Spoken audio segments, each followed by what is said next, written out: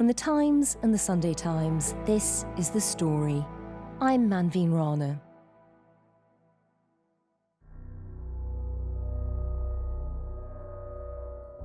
It's been a dizzying few weeks. Europe has watched on in horror as President Trump has unilaterally taken over the process of ending the war in Ukraine. I've had very good talks with Putin, and I've had not such good talks with Ukraine. They don't have any cards, but they play it tough. So far, he's told the Russians they hold all the cards. He's accused Ukraine of starting the war, called their president a dictator, and demanded immediate elections in middle of a war zone. His hostility towards Ukraine has startled everyone, not least President Zelensky. If peace is for Ukraine, if you really need me to leave my post, I'm ready. And it's not just Ukraine that President Trump seems to be turning his back on. Amid a panic in Europe over the defence of the continent, the Prime Minister is on a mission to win back American support. We Europeans, including the United Kingdom, have to do more for our defence and security. The US is right about that. In this new era, we can't cling on to the comforts of the past. It's time to take responsibility for our security, our continent.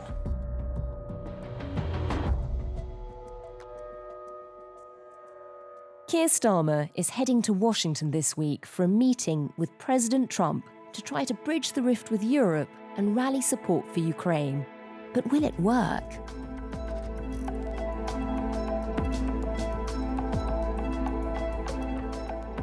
At a time when the world has rarely seemed more uncertain, we've arranged a special chat with my fellow presenter, William Hague, to try and make sense of it all. The story today: how Trump is ripping up the world order.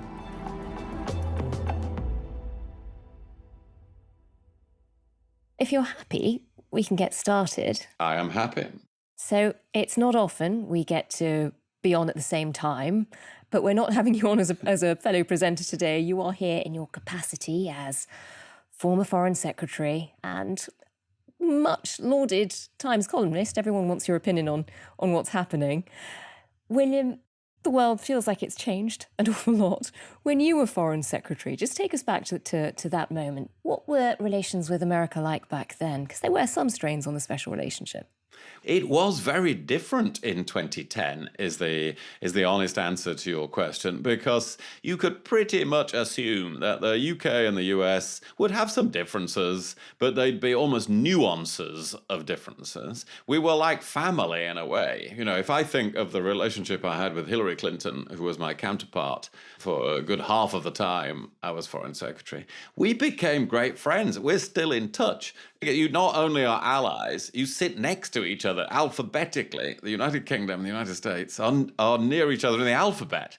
And so at a NATO meeting or a UN meeting, you're sitting right next to each other. And Hillary Clinton used to say to me, "William, we've been at this meeting for 7 hours. We don't have enough fun.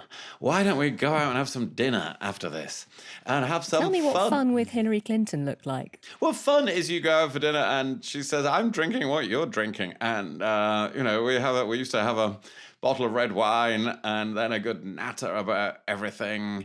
And it was like, well, we were the inner family. You know, we dealt with all the other countries, but then we spoke absolutely brutally honestly about all the other countries to each other.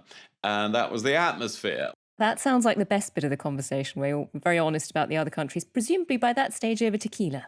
Yeah, I'm more of a martini man myself. But John Kerry, the US, I don't know whether this is still the case, but there's only one telephone on the British Foreign Secretary's desk that goes straight through to somebody else's desk, right? You don't actually have to say, "Dial me so-and-so." You just pick it up. Is it red? It is red. Well, it was in my day. And that's the US Secretary of State. John Kerry used to ring that phone without warning. And if I wasn't there, somebody would answer and say, "Is William there?" You know, because the relationship was that easy. Wow. And so, of course, we sometimes had our differences about things. But that was the atmosphere. And the same was true, between President Obama and David Cameron. So this situation now, where the United States is on a whole series of things, of global affairs, from the Western Alliance to international law to net zero to overseas aid to the future of European security to trade going off in a different direction, that is a totally different world from the one that I was dealing with.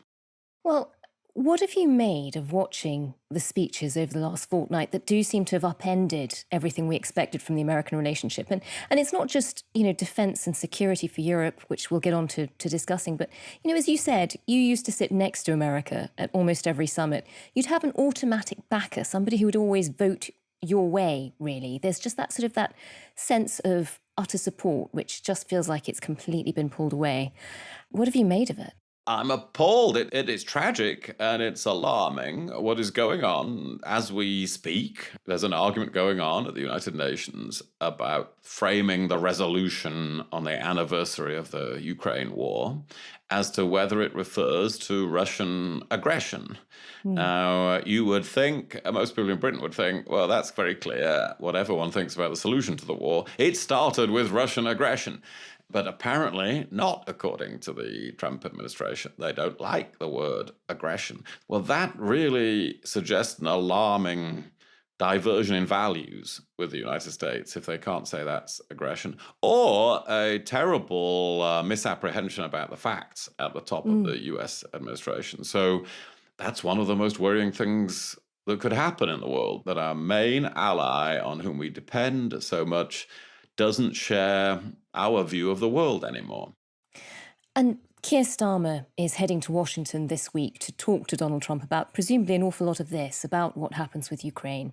As you say, it feels like not only has he either misunderstood or is now willfully trying to misunderstand the basic facts of the war, recognizing that it was a Russian invasion, he also seems blissfully unaware of America's responsibilities to Ukraine. He's now asking for a mineral deal in order to make back the money that's been given in aid.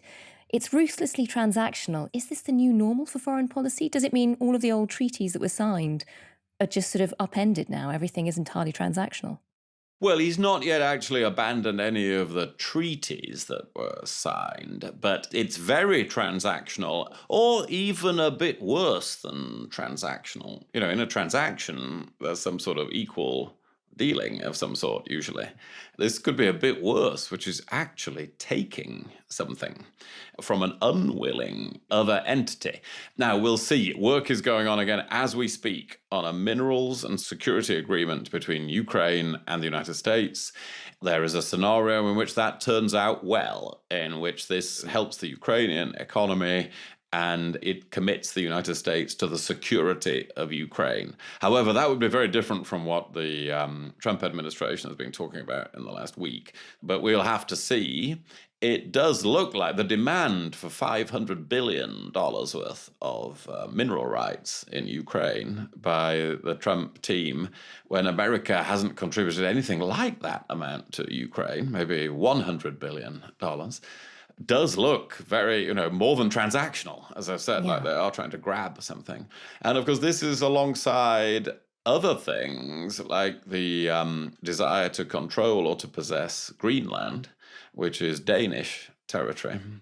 And that's, again, beyond transactional. That is saying, if they pursue it, give us Greenland. Give us a large part of the surface area of the Earth. So that suggests a kind of lawlessness that is deeply alarming in our main ally, a country based on laws and which has always upheld international law for as long as any of us can remember. And in terms of that lawlessness, can Ukraine be certain of any kind of security guarantees, even in a transactional relationship and, for its mineral wealth? Because, they had many years ago the Budapest Memorandum when we all promised to support their security because we wanted them to get rid of their nuclear arsenal. Donald Trump is already saying they can't join NATO at the end of the war. What kind of security guarantees do you think there'll be for Ukraine? Very difficult. Yes, NATO is the solution to this. To be a member of NATO, you could be pretty sure if Ukraine could join NATO, wherever the border was settled between Ukraine and Russia, that there would not then be a further war, that Russia would not want to take on the full might of NATO, including the United States. As you say, the US under Trump has ruled that out, and indeed probably wouldn't have agreed to it under Biden either. And so it's then very hard to put together security that isn't as worthless as that famous Budapest memorandum, the so-called assurances, which of course could not be lived up to. There is talk of, and the Prime Minister has talked about this, of Europe, including Britain, providing a force, a multinational force to be present in Ukraine. But without the military backing of the United States, that would not be a credible force in deterring Russia, and it could end up in a very sticky situation itself. So I think one of the things that Keir Starmer has to avoid on his visit to Washington this week is ending up with some sort of fudge where the Russians get Ukrainian land and the Americans get Ukrainian minerals, but British and French troops have to go and sit there in an exposed position in Ukraine. And under those circumstances, with a lack of a security guarantee, we know Ukraine will probably end up losing territory now in this negotiation. Can you actually have a sustainable peace at the end of it, particularly since Ukraine doesn't seem to be being consulted in what that peace looks like? Well, I think not if they're not consulted. It's a very frequent mistake in history to settle a war, but in a way that makes another war very likely.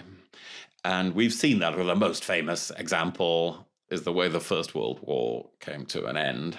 And in it were all the seeds of the Second World War, of the humiliation of Germany. And the danger here is of some sort of temporary peace settlement which doesn't have the security to go with it, as we've just discussed, and leaves both sides with an incentive to fight again. Ukrainians with an incentive to one day avenge what has happened to them, and the Russians with an incentive to take the rest of Ukraine whenever any trouble arises, or again in a very premeditated way.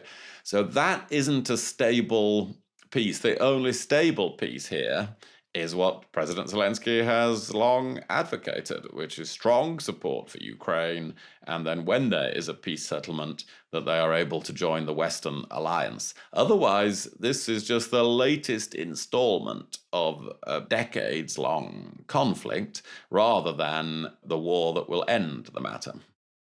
It's been a long war. We know that the Russian economy has been suffering recently. They were probably in the weakest position they've been in for a little while because of their pressures at home. Why does Putin suddenly have the upper hand? Well, yes, good question, because he's, Russia's suffering terribly from that, with possibly 850,000 casualties now, according to British estimates, and an economy that is running hot with inflation, with interest rates at 21%, which can't be sustained indefinitely, and the loss of vast proportion of all their military equipment. So it absolutely isn't the time to give in to Russia. I don't just want to be entirely critical of President Trump, because there are some good motives in there somewhere. He does want to end the war. It's not a bad thing to want to bring a devastating war to an end. But his way of doing it, from what we have seen so far, unless this is a very clever way of bringing Russia to a negotiating table and then getting the Ukrainians into an agreement with the US where the US can provide security, maybe this is a very elaborate and clever way of doing that, but I would remain to be convinced about that. This way of doing it, unfortunately, emboldens Russia. Trump does seem to like dealing with autocratic leaders. So it's a whole mixture of personal factors and I think perhaps a neglect of history, because the history of conflicts, particularly in Europe, is that if you don't end them with some balance of power at the end of it, or the defeat of the aggressive party, well, then you're just setting the scene for more wars in the future. And William, you've met Putin. What is the best way of dealing with him? I mean, is the idea that this is all a clever ruse, is that viable? Do you think this is something that would work around Putin? Is this a good tactic? No, I don't think so. Putin, again, only understands power. And we tried the alternative approach. I tried it, and that was part of a coordinated US, UK effort. The Obama administration tried to reset, that was the word, reset relations with Russia, because we've never wanted to be in permanent confrontation with Russia. That's not good for world affairs. And so we really tried. And I went to Moscow several times when I became foreign secretary. On the second trip, David Cameron, the prime minister, was there too. And we met Putin in the Kremlin. We really tried to create a better relationship. But at the end of all that, he still went then and did what he did in Syria and then launched the first invasion of part of Ukraine in 2014. Because it turned out he was not responsive to what we might regard as normal friendship, of having good diplomatic relations, encouraging business links, encouraging links between our peoples, the sort of thing that we think is good relations. His version of good relations was clearly, would they, the British, submit themselves to me in some way? Will they put themselves under my leverage in some way? That's how he thinks about the world. That's why he wanted to build a gas pipeline to Britain, like the two that were being built to Germany, so that we would be dependent on him. That was his test of friendship.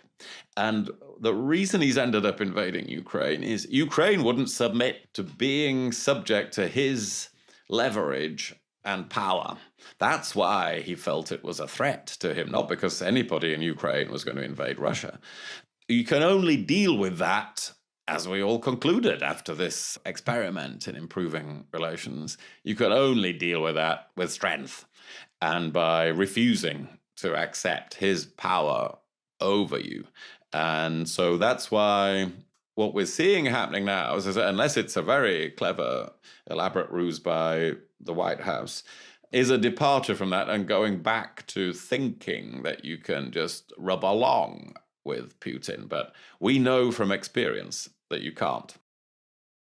We know that Keir Starmer is heading out to Washington this week. He's meeting Donald Trump on Thursday. What should he be saying to Trump about Putin, how you deal with the threat of Russia, and also about Ukraine? How does he explain to him why Ukraine matters to the West? Well, I think he will need a bit of history here. Trump likes Britain. That's good. And he's brought the bust of Churchill back into the Oval Office. And I think Keir Starmer needs to look at Churchill and say, look at that man there. Mr. President, look at Churchill, because he got it right in history.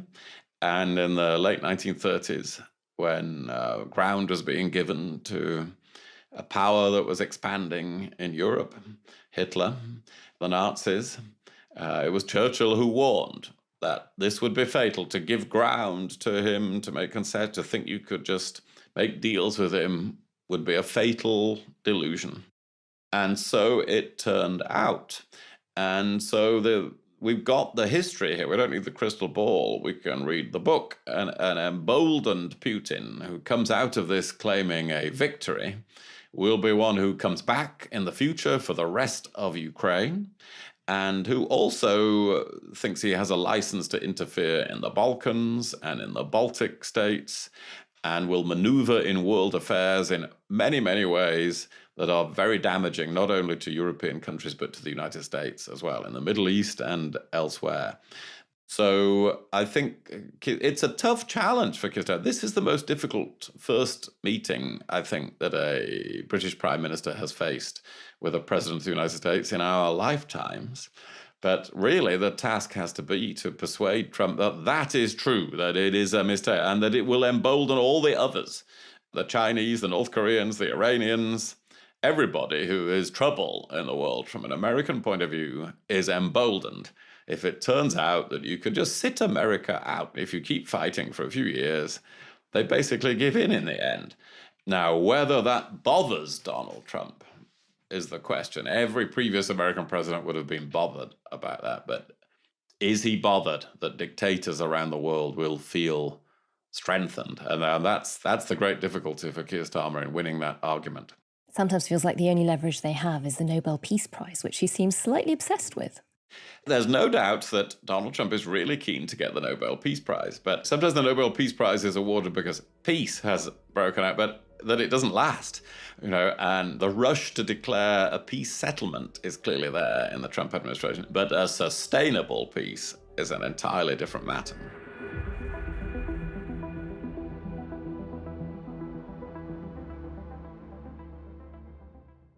William, it feels like it's not just Ukraine that America is currently turning its back on. Clearly, Europe can't necessarily rely on American support anymore.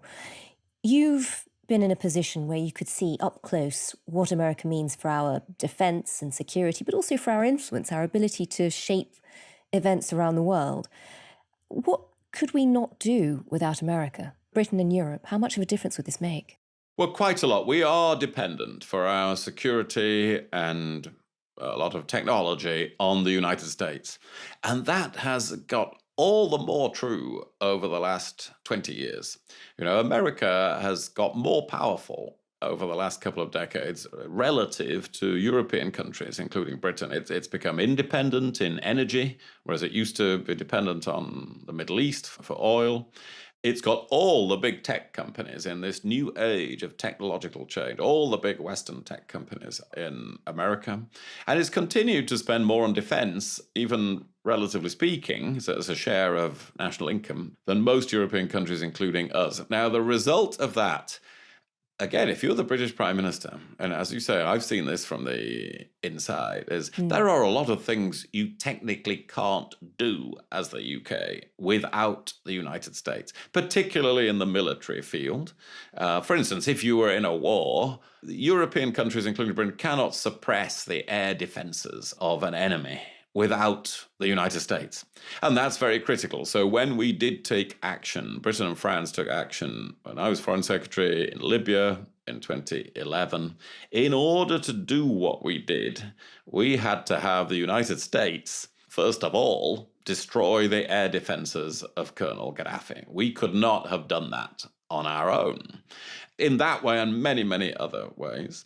So we can't actually do a lot of our business in the world, particularly on the security side, without America. And so this has become a pretty extreme dependence now. And this is the importance of Britain in particular now getting ahead, having its own leadership in the artificial intelligence revolution, and spending more on defense, even though that will mean sacrifices in other areas, because we will become completely rather than largely dependent on the United States unless we start to build those things up ourselves. We seem to be starting from quite a low base. There's lots of talk of the defence industry in this country, but also government's investment in defence just being completely hollowed out. Why do you think we got it so wrong? As you said, over the last 20 years, America has become much more powerful in this relationship. We seem to have taken our eye off the ball by cutting our defence spending in that time and always assuming that America would be interested in backing us. Well, it's gone up a bit recently, but the costs go up all the time. And the answer to your question is that and this is true across nearly all European countries, it gets harder and harder to finance that defense spending because you have an older population than before, lower economic growth than we had in the past. So the government spending is going up all the time on pensions and healthcare and other benefits. But the economy isn't producing the riches that allow you to grow spending on everything at the same time. And so defense has been very constrained. I think the difference now is that the shock is really there. We've talked about this sort of situation coming for a long time. Now it's there. Now it really is true that things can now happen. The security of Europe could be fundamentally destabilized without the United States being willing to ride to the rescue. So now we can't get away with that anymore. But that's the reason why governments haven't spent more on defense in recent times. We know Starmer's off to try and have high-level talks with Donald Trump to try and influence what he does. How should he be approaching all of this? At the moment, it feels like we're desperately trying to please Donald Trump. We're slightly reluctant at times to call him out when he says outrageous things. At what point should we sort of accept that the rules have just changed? Do we need to protect our own strength, or do we need to try and please him? Well, it's very difficult. As I said, this is the most difficult challenge, I think, for a British Prime Minister with an incoming president that any of us can remember. So one has to give advice on this with all due humility, that we'd all find it a difficult situation. Certainly there are some ways in which you can please Donald Trump, and I hope he will say that Britain will spend more on defence and lead the way in strengthening the NATO alliance in Europe.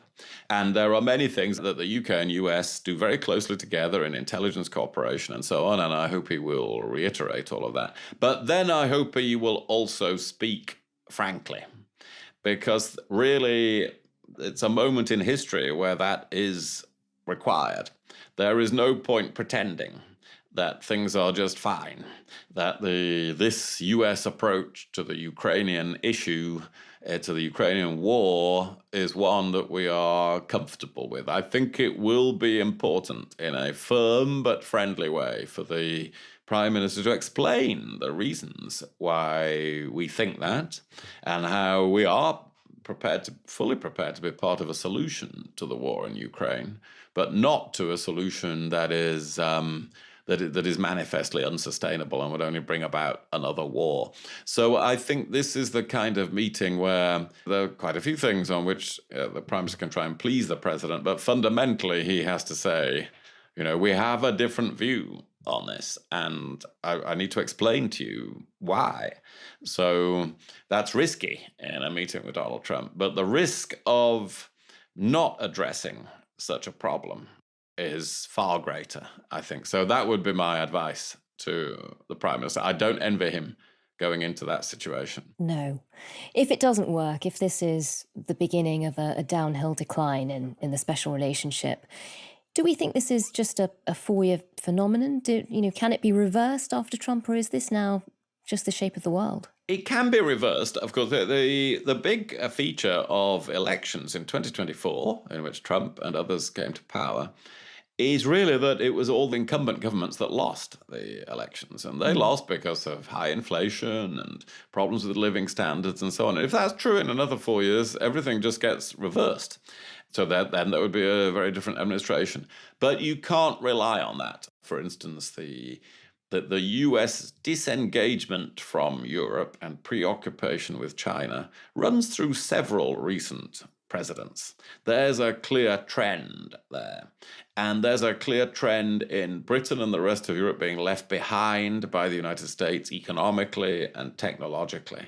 So these are things you can't assume just turn around in 4 years. They need active leadership in order to guarantee a more secure future for this country and this continent.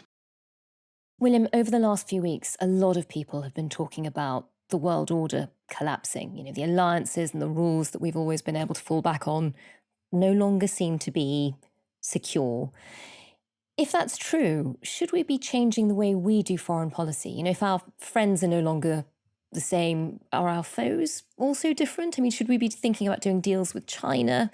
How do we work out how to deal with Russia? Well, I think we have to remain true, even if such an important ally as the United States is behaving in a fundamentally different way. I think it is very important for a country like the UK still to remain true to its principles. We will always be a country that relies on international law around the world because our citizens travel so much and we trade so much of our economy, and we can't police everything. So we need law. It's in our interest to have effective development aid in the world.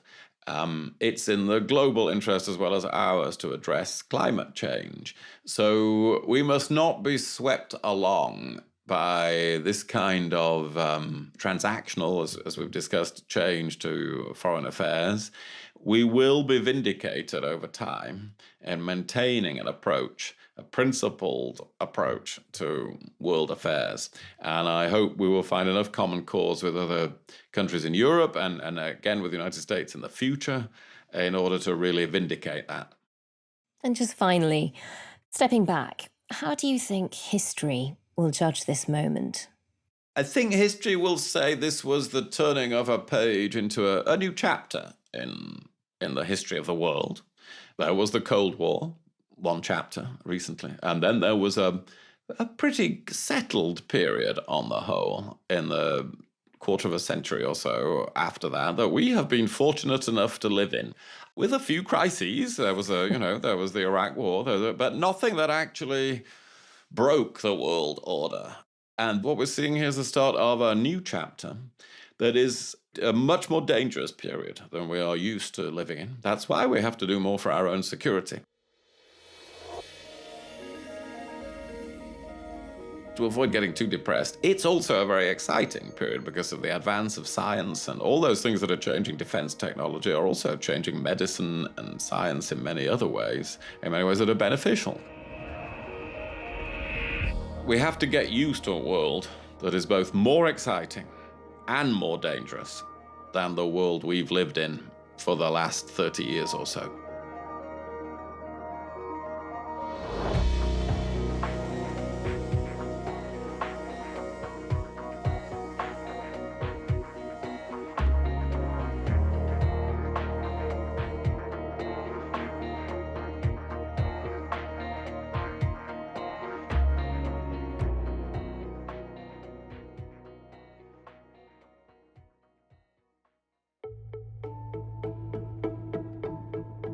That was William Hague, fellow presenter here at The Story, former Foreign Secretary of the United Kingdom and Times columnist. You can find him in the paper every week. Today's producers were Edward Drummond, Edith Rousselot and Olivia Case. The executive producer was Kate Ford. Sound design and theme composition were by Mal Lassetto. If you enjoyed this conversation, do leave us a review wherever you get your podcasts, or send a link to a friend. And if you'd like to get in touch, you can drop us a line to thestory@thetimes.com. Thanks for listening. We'll be back tomorrow.